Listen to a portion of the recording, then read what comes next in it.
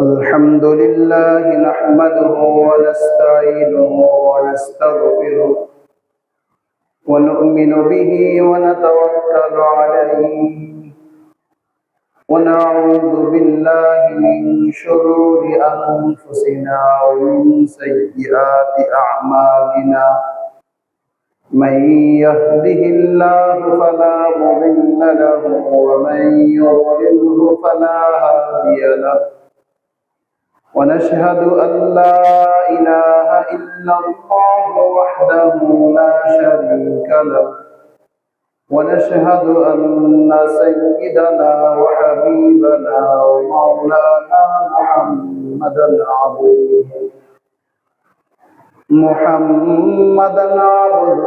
ورسوله أرسله بالحق بشيرا ونذيرا وداعيا إلى الله بإذنه وسراجا وقمرا منيرا أما بعد فأعوذ بالله من الشيطان الرجيم بسم الله الرحمن الرحيم قل إن كان آباؤكم وأبناؤكم وإخوانكم وأزواجكم وعشيرتكم وأموال اقترفتموها وتجارة تخشونها كسادها إلى آخر الآية. اللهم صل على محمد وعلى آل محمد كما صليت على إبراهيم وعلى آل إبراهيم إنك حميد مجيد. اللهم بارك على محمد وعلى آل محمد كما باركت على إبراهيم وعلى آل إبراهيم إنك حميد مجيد. رب زدني علما رب اشرح لي صدري ويسر لي أمري واحلل عقدة من لساني يفقه قولي وبك نستعين يا فتاح. سبحانك لا علم لنا إلا ما علمتنا إنك أنت العليم الحكيم. محترم মুসল্লিন কিরাম, মহান আল্লাহ পাকের দরবারে অসংখ্য পবিত্র শুকর যে মহান প্রতিপালক আপনাকে আমাকে আজকে জুমার দিনে প্রথম দিকে মসজিদে আসার তৌফিক দিয়েছেন, শুকর আদায় করি আলহামদুলিল্লাহ।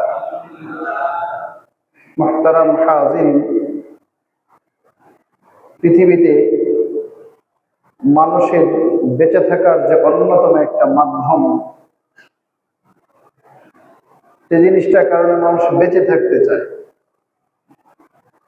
যে অন্যতম একটা কারণ হচ্ছে ভালোবাসা।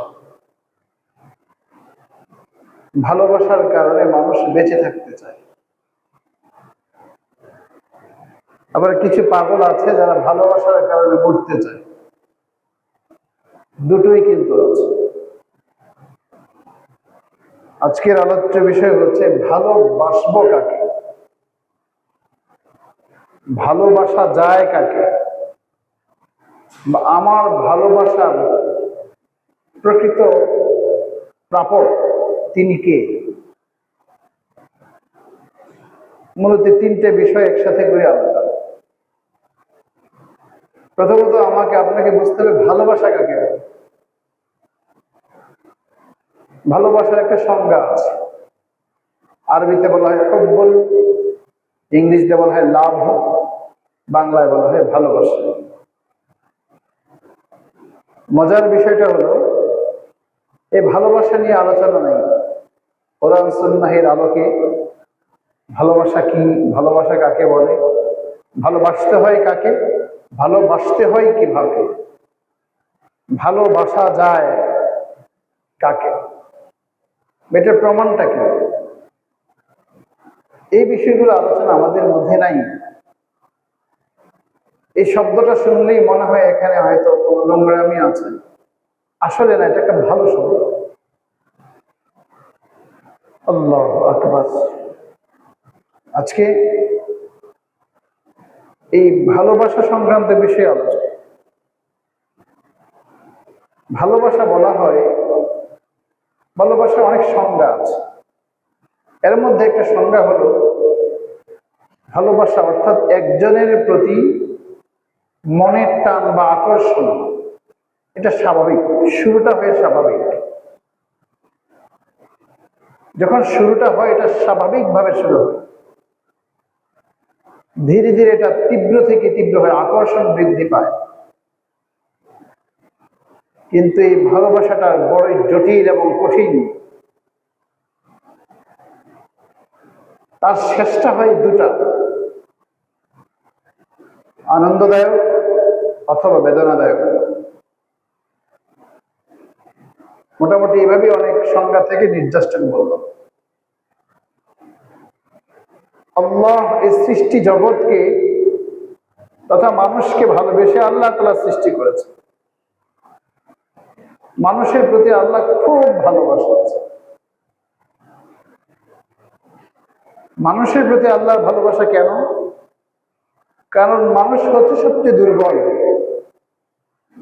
আল্লাহ ফেরেশতাদেরকে বানিয়েছেন, যাদেরকে আল্লাহ তাআলা নূর দিয়ে বানিয়েছেন, যারা অপরাধ করতে জানে না, যারা অন্যায় করতে জানে না, যাদেরকে আল্লাহ তাআলা যেভাবে বলেন, যেটা বলেন সেটাই মানে। সবসময় তারা একটা শৃঙ্খলার মধ্যে থাকে, একটা নিয়ম নীতিমালার উপরেই চলে। তারা গুনাহ করতে জানে না, অপরাধ করতে জানে না, সেই সক্ষমতা তাদের নাই, আল্লাহ দেন নাই। মানুষ যাকে আল্লাহ তাআলা সব দিয়েছেন, যাকে সৃষ্টি করেছেন মাটি থেকে, ফি আহসানি তাকওয়িম, সুন্দর অবয়ব, কাঠামোটা বড় চমৎকার। মানুষকে দিয়েছেন, তার মাঝে অনেক কিছু আছে, কাল মাআদিন, সম্ভাবনাময় অনেক কিছু মানুষের মাঝে আছে। প্রতিভা আছে, এই প্রতিভার বিকাশ ঘটে। অন্যায় করার ক্ষমতা তার কাছে আছে, অন্যায় থেকে বিরত থাকার ক্ষমতাও তার কাছে আছে। দুটোই দিয়েছে। মানুষ পার্থক্য করতে পারে ভালো মন্দের, মানুষ বিবেচনা করতে পারে। মানুষকে আল্লাহ তাআলা পরীক্ষা দিয়েছেন, মানুষ পরীক্ষার অংশগ্রহণ করতেও প্রস্তুত, পরীক্ষা দিতেও প্রস্তুত। তাই আল্লাহ তাআলা মানুষকে অনেক বেশি ভালোবেসেছে। মানুষের যেমন পুরস্কার আছে তেমন তার তিরস্কার আছে, দুনিয়াতেও আখিরাতেও। আখিরাতের পুরস্কার এবং তিরস্কার দুটাই চূড়ান্ত। দুনিয়ার কোনোটাই চূড়ান্ত না, ক্ষণস্থায়ী, সাময়িক। এখন মানুষ, যে মানুষকে আল্লাহ এত বেশি ভালোবাসছেন, সে মানুষের মধ্য থেকে একটা মহামানব, যাকে বলা হয় ওয়ামা আরসালনাকা ইল্লা রাহমাতাল লিল আলামিন, যার ব্যাপারে আল্লাহ বলেন রাহমাতাল লিল আলামিন, জগৎবাসীর উপর, জগৎ সময়ের উপর দয়া করে তাকে রাসূল হিসেবে পাঠিয়েছেন, মুহাম্মদুর রাসূলুল্লাহ সাল্লাল্লাহু আলাইহি ওয়াসাল্লাম। আল্লাহ বলেন দেখো আমি তাকে এত বেশি ভালোবাসি। আল্লাহ বলেন হাবিবুল্লাহ, রাসূল আপনি আমার হাবিব। ইব্রাহিম আলাইহিস সালাতু ওয়াস সালামকে বলেন খলিল, মুসা আলাইহিস সালাতু ওয়াস সালামকে বলা হয় কালিমুল্লাহ, হযরতে ইসমাঈল আলাইহিস সালাতু ওয়াস সালামকে বলা হয় যাবিহুল্লাহ।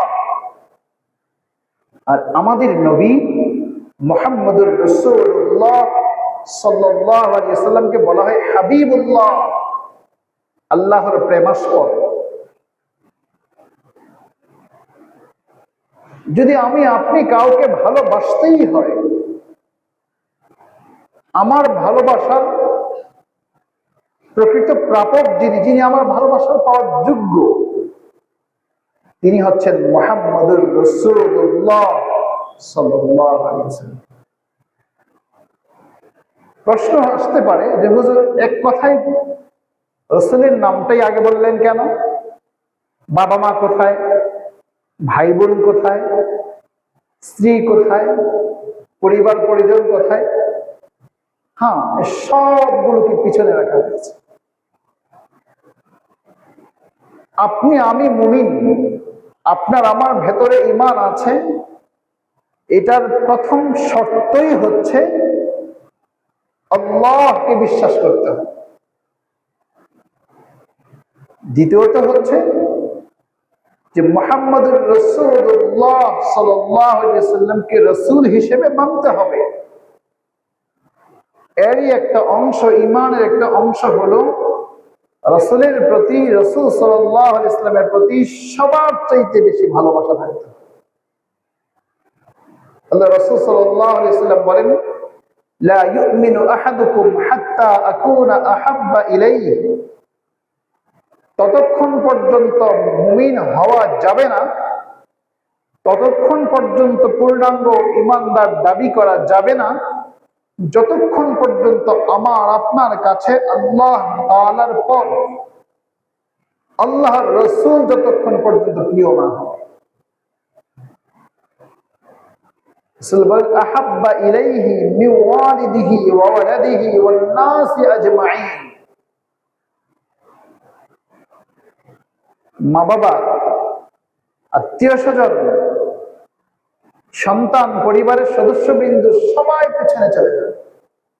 পৃথিবীর সব মানুষের চেয়ে প্রবল ভালোবাসার যে মানুষটা থাকতে হবে, তিনি হচ্ছেন আমার আপনার নবী মুহাম্মদুর রাসূলুল্লাহ সাল্লাল্লাহু আলাইহি ওয়াসাল্লাম। তাকেই সবচেয়ে বেশি ভালোবাসতে হবে। যদি আমার আপনার ভেতরে তার সেই রাসূলের মহব্বত, ভালোবাসা প্রকট না হয়, প্রবল না হয়, আমি আপনি ঈমানদার হতে পারি নাই। আল্লাহ নিজে বলেছেন, কুল ইন কানা আবাউকুম ওয়া আবনাউকুম, হে নবী আপনি বলে দেন, ইন কানা আবাউকুম, যদি তোমাদের বাপ-দাদারা, ওয়া আবনাউকুম, তোমাদের সন্তান সন্ততিরা, ওয়া ইখওয়ানুকুম, তোমাদের ভাই বোনেরা, ওয়া আজওয়াজুকুম, তোমাদের স্ত্রীগণ, ওয়া আশিরাতুকুম, তোমাদের আত্মীয় স্বজন, ওয়া আমওয়ালুন ইকতারাফতুমুহা, তোমাদের ওই সম্পদ, যে সম্পদটাকে তোমরা খুব কষ্ট করে সাধনা করে জমা করেছো, ওয়া তিজারাতুন তাখশাউনা কাসাদাহা, এবং ওই ব্যবসা, যে ব্যবসা মন্দার সংখ্যা তোমাদের মাঝে আছে, যে ব্যবসাটাকে বড় ভয় পাও, যদি ঠকে যাই, যদি মন্দা আসে। আহাব্বা ইলাইকুম,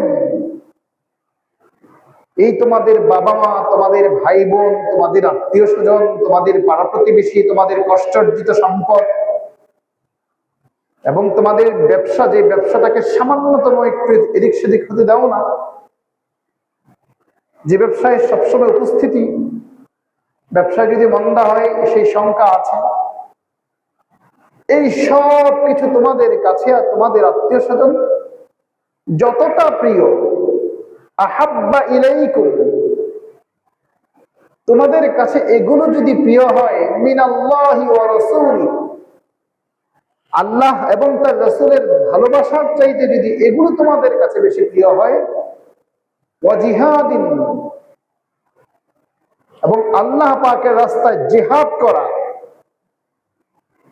এই তিনটা জিনিস যদি তোমাদের কাছে উপরের সবগুলি থেকে যদি তুচ্ছ হয়, ছোট হয়, অর্থাৎ তুমি তোমার বাবা মা, ভাই বোন, আত্মীয় স্বজন, পাড়া প্রতিবেশী, বন্ধু বান্ধব, তোমার সমাজ, তোমার সম্পদ, তোমার ব্যবসা, তোমার এই আল্লাহ পাক এটাও বলে ওমাসাকিন, তোমাদের ওই বাসস্থান, যে বাসস্থানটাকে তুমি পছন্দ করো, ভালোবাসো। তোমার সেই ডুপ্লেক্স বাড়ি, তোমার বাগান বাড়ি, বহুতল ভবন, এই সব কিছু তোমার কাছে যদি প্রিয় হয় আল্লাহ এবং তার রাসূলের থেকে, আল্লাহ বলেন ফাতারাব্বাসু, অপেক্ষা করো, হাত্তা ইয়াতি আল্লাহু বিআমরিহি, আল্লাহ বলেন অপেক্ষা করো ততক্ষণ পর্যন্ত আল্লাহ পাকের একটা আদেশ তোমাদের কাছে আসবে। অর্থাৎ এই আয়াতে কারিমার মাধ্যমে আল্লাহ তাআলা তার রাসূলকে বললেন, হে নবী, আপনি আপনার উম্মতকে বলে দেন, যদি সে ঈমানওয়ালা হয় তাহলে তার কাছে সবচেয়ে প্রিয় হতে হবে তিনটা জিনিস: আল্লাহ এবং তার রাসূল এবং আল্লাহ পাকের রাস্তায় জিহাদ করে। এই তিনটা হলো তার সবচেয়ে বড় পছন্দের, বড় প্রিয়, এরপর তার সবকিছু। قل إن كنتم تحبون الله فاتبعوني يحببكم الله। আল্লাহ বলেন, যদি হে নবী আপনি বলেন, আপনার উম্মত যদি আপনাকে একথা বলে, ইন কুনতুম তুহিব্বুনা আল্লাহ, আপনি বলেন যদি তোমরা আল্লাহকে ভালোবাসো। যে মানুষ তো বলে, আমরা তো বলি আমরা আল্লাহকে ভালোবাসি। আপনার উম্মত যদি একথা দাবিদার হয় যে আমরা আল্লাহকে ভালোবাসি, যদি তোমরা আল্লাহকে ভালোবাসো ফাত্তাবিউনি, তাহলে আপনি কথা বলেন তারা যেন আপনাকে অনুসরণ করে। মুহতারাম হাজির, ভালোবাসার বড় কিছু প্রমাণ আছে। ভালোবাসা এই কথা বলা যায় কিন্তু প্রমাণ করতে হয়। ভালোবাসা এটা বলা যায় কিন্তু প্রমাণ করতে হয়। কত উপন্যাস আছে, কত গান আছে, কত কবিতা আছে, প্রেমিক তার প্রেমিকার জন্য গানকে উৎসর্গ, প্রেমিক তার প্রেমের কাহিনীটাকে, এটাকে উপন্যাসের মাধ্যমে এটাকে চিত্রায়ন করে পাঠকের কাছে পৌঁছে দেয়, অথবা কি কাল্পনিক একটা ঘটনাকে, কিস্সাকে বানিয়ে এটাকে উপন্যাসের নিয়ে আসে, এটাকে নাটিকায় আনা হয়, চলচ্চিত্রে আনা হয়, বিভিন্নভাবে এটা প্রকাশ ঘটায়। এগুলোর মাঝে আছে কিছু মিশ্রণ, কিছু নির্লজ্জতা, বেহায়াপনা, অশ্লীলতা। আল্লাহ পাক রব্বুল আলামিন যে প্রেমের কথা বললেন, যে ভালোবাসার কথা বললেন, সেটা নিরেট, এখানে কোনো ভেজাল নাই, এই ভালোবাসায় কোনো বেদনা নাই, এই ভালোবাসায় কখনো কোনো বেদনা নাই, শুধুমাত্র লাভ আর লাভ। আল্লাহ পাক রব্বুল আলামিন কি বললেন? আল্লাহ পাক রব্বুল আলামিন এই কথা বললেন, সব কিছুর থেকে তোমার প্রিয় হতে হবে তিনটা জিনিস: আল্লাহ, তার রাসূল এবং আল্লাহ পাকের রাস্তায় জিহাদ করা। মুহতারাম হাজির, আমি যদি আল্লাহকে ভালোবাসি, আপনি আপনার সন্তানকে ভালোবাসেন, তাই সন্তানের পরিচর্যা আপনি সবচেয়ে বেশি, নিজের চাইতে বেশি সন্তানকে প্রাধান্য দেন। আমি আমার সন্তানকে ভালোবাসি বলেই তো সন্তানের জন্য এত কিছু, আপনি সন্তানকে ভালোবাসেন বলেই তো সন্তানের জন্য এত কিছু, পরিবারকে ভালোবাসি বলেই তো পরিবারের জন্য আমরা এত কিছু করি। এত উপার্জন, এত কিছু করার অর্থ হলো পরিবারটা যেন ভালো থাকে। স্ত্রীকে ভালোবেসে আমরা কত উপঢৌকন দিই, সন্তানকেও ভালোবেসে উপঢৌকন দিই, বন্ধু বান্ধবদেরকেও আমরা উপঢৌকন দিই। আমার আল্লাহর প্রতি ভালোবাসা, আমার যে ভালোবাসা আল্লাহর প্রতি আছে, আল্লাহ তো আমার জন্য সব দিয়েছেন। আল্লাহ বলেন, ওয়াহুয়াল গফুরুল ওয়াদুদ যুল আরশিল মাজিদ। আল্লাহ বলেন, ওয়াহুয়াল গফুরুল ওয়াদুদ, তিনি হলেন ক্ষমাশীল এবং প্রেমময়। তিনি ক্ষমাশীল, প্রথমত ক্ষমা। ভালোবাসার মাঝে দেখবেন বেশি অভিযোগ থাকে, অভিমান থাকে, একজন অপরজনের প্রতি অভিযোগের তীর ছোড়ে। এক হচ্ছে অভিযোগ, আরেক হচ্ছে অভিমান। অভিমান এর মাঝেও ভালোবাসা আছে, কিন্তু অভিযোগের প্রতি ভালোবাসার হ্রাস পায়, কমতে থাকে।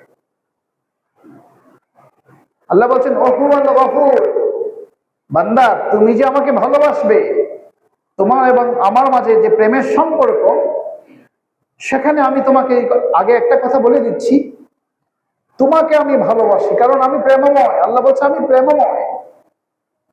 আর তোমার পক্ষ থেকে যে ভালোবাসাটুকু আসবে, তার মাঝে যদি কোনো ভুল থাকে, কোনো অসংগতি থাকে, আল্লাহ বলেন আগে আমার বৈশিষ্ট্যটা শোনো, ওহুয়াল গফুর, তিনি হলেন ক্ষমাশীল।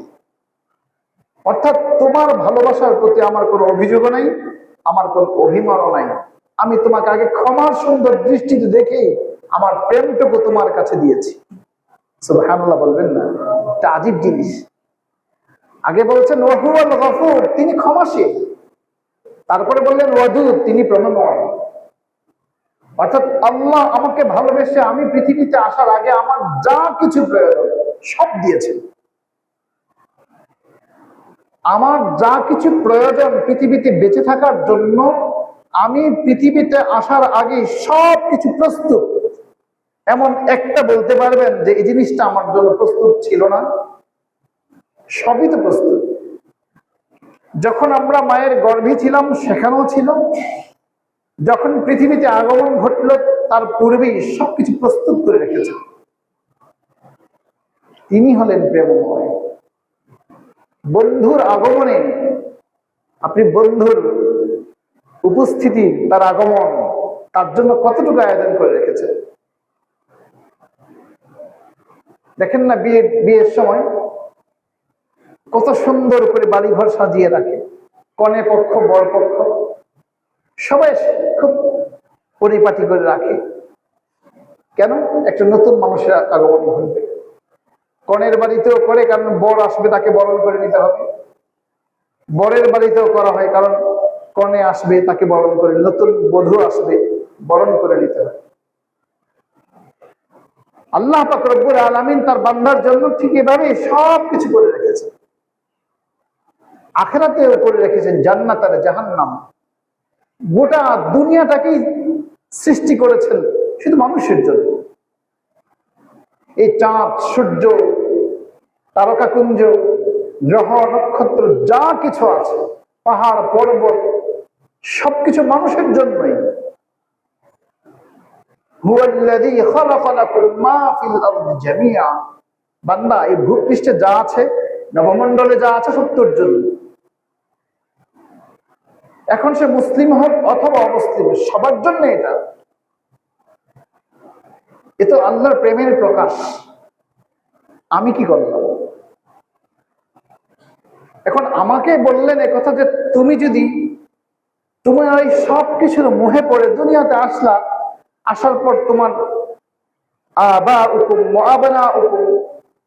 প্রথমে তুমি তোমার মা বাবার ঘর থেকে জন্ম হয়েছে বলে মা বাবার ভালোবাসা খুব প্রকট। ধীরে ধীরে বড় হওয়ার পর ঘর সংসার হয়েছে, বা স্ত্রীর পরে হলো সংসার। এর মধ্যে তোমার সম্পদ উপার্জন করতে পারো, ব্যবসা বাণিজ্য, চাকরি বাকরি ইত্যাদি তুমি যোগদান করেছ, সুন্দর একটা বাড়ি নির্মাণ করেছ। এসবের প্রতি তোমার ভালোবাসা এত যে এখন আমি আল্লাহ তোমার জন্য এত কিছু করলাম সেটাও ভুলে গেলা। আর যেই নবী, যে রাসূল তোমার জন্য তোমার জীবনটাকে, তোমার উভয় জগৎকে সুন্দর করার জন্য রাহমাতাল লিল আলামিন, যাকে দয়া হিসেবে আমি দুনিয়াতে পাঠালাম, যে জীবনটাকে উম্মতের জন্য ফেদা করে দিয়েছে, সেই নবীকেও তুমি ভুলে গেলা।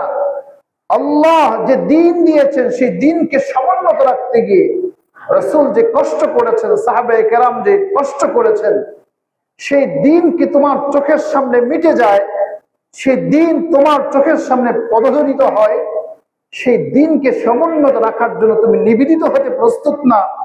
তোমার ভয়, তোমার যদি সোসাইটি থেকে তোমাকে বিচ্ছিন্ন হতে হয়, তোমার ভয় সম্পদ যদি হাতছাড়া হয়ে যায়, তোমার ভয় তোমার ব্যবসায় যদি মন্দা আসে, তোমার ভয় যদি বাসস্থান থেকে তোমাকে বের করে দেওয়া হয়, তোমার ভয় তোমাকে যদি দেশান্তর করে দেওয়া হয়, আরে বান্দা শোনো, এই সবগুলো হলো তুচ্ছ। এগুলোর থেকে তোমার ভালোবাসার সবচেয়ে বেশি প্রকট হওয়ার প্রয়োজন ছিল আল্লাহর প্রতি, রসুলের প্রতি, এবং তোমার আল্লাহ পাকের রাস্তায় তোমাকে যে সাধনা করতে বলা হয়েছে, জিহাদ করতে বলা হয়েছে, সেদিকেই তোমার মনোযোগটা বেশি দেওয়া প্রয়োজন হচ্ছে। এটা হলো ভালোবাসা, এটা হলো ভালোবাসা। ও মেরে মুহতারাম ভাই, দোস্ত বুজুর্গ, একদিনই বাবা মা দুনিয়া থেকে চলে যায়। প্রতিটা বাবা মা সন্তানকে বড় কোলে পিঠে করে মানুষ করে, কিন্তু বাবা মার এই স্নেহ, বাবা মার এই মায়া মমতা, এটা স্বার্থের জন্য। কেন? সন্তান বড় হয়ে যদি বাবা মার প্রতি খেয়াল না করে, বাবা মা সন্তানের প্রতি অভিযোগের তীর ছড়ে দেয় যে কেমন সন্তান পেটে নিলাম, বাপ মার প্রতি কোনো খোঁজ খবর নাই। এখানেও স্বার্থের আছে, এখানেও স্বার্থ আছে। আমরা বলি বাবা মা নিঃস্বার্থভাবে সন্তানের জন্য করে, এটা ভুল। এমন বাবা মা দেখেন, এই পৃথিবীতে অনেক বাবা মা আছেন, একজনকে আপনি খুঁজে পাবেন যে বাবা মা সন্তানের প্রতি কোনো অভিযোগ নেই, একজনও খুঁজে পাবেন না। একটা মানুষ খুঁজে পাবেন না যে বাবা মার প্রতি তার মানে সন্তান বাবা মার প্রতি অভিযোগ নাই, বা পিতামাতার সন্তানের প্রতি কোনো অভিযোগ নাই। অভিযোগ আছেই, অভিযোগ থেকে মুক্ত কেউ না।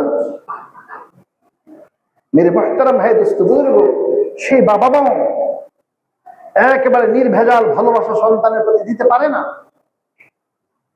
সন্তান তো নাই, সন্তানও দিতে পারে না, স্ত্রী সেও পারে না, আত্মীয় স্বজন তাও না, প্রতিবেশী সেটাও না, বন্ধু মহল তাও না।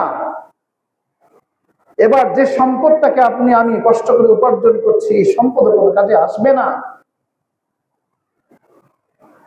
কারণ হাসরের মাঠে সন্তান কোনো কাজে আসবে না।